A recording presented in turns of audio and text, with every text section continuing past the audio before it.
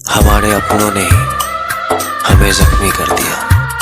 बेपनाह मोहब्बत की हमने तुमसे, और तुमने हमसे की बेवफाई। कंचन राज जख्म ही देना था तो पूरा जिस्म तेरे हवाले था, पर तुमने वार भी किया तो मेरे दिल पे। तुमने हमसे हमारी जिंदगी का सबसे बड़ा ख्वाब छीना है। सुनो हर जाई हम कैसे बताई, तोहरा बिना अब जियल ना जाई। सुनो हर जाई हम कैसे बताई, तोहरा बिना अब जियल ना जाई।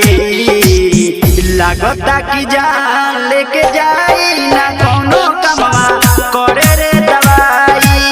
हमारा के देलू पागलाई ना कोनो कमवा करे रे दवाई। सुनो हर जाई हम कैसे बताई, तोहरा बिना अब जियल ना जाई। लागता कि जान लेके जाई ना कोनो कमवा करे रे दवाई। हमारा के देलू पागलाई ना कोनो कमवा करे रे दवाई। Mix by Kanchan Raj Muzaffarpur. Kanchan Raj Muzaffarpur. Mix by Shatrughan सरगम।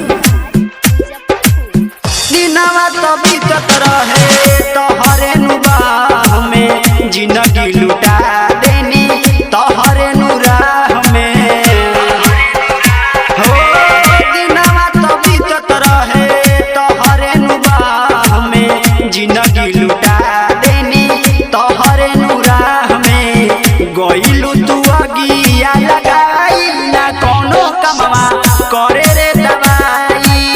हमारा के देलू पागलाई ना कोनो कमवा करे रे दवाई। Mix by Kanchan Raj Muzaffarpur. कंचन राज मुजफ्फरपुर। कंचन राज मुजफ्फरपुर। गुडू यादव बाते बुझे ना दिल के, शत्रुघ्न सरे गम रह गइल हिल के। गुडू यादव बाते बुझे ना दिल के, शत्रुघ्न सरे गम रह गइल हिल के। अब ना जुदाई सहाई ना कोनो कमवा करे रे दवाई। हमारा के देलू पागलाई ना कोनो कमवा करे रे दवाई। सुनो हर जाई हम कैसे बताई, तोहरा बिना अब जियल ना जाई।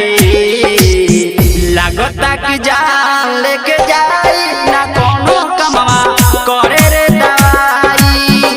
हमारा के देले पागलाई ना कोनो कमवा करे रे दवाई। सरगम रिकॉर्डिंग स्टूडियो रसीदपुर गढ़खा सार।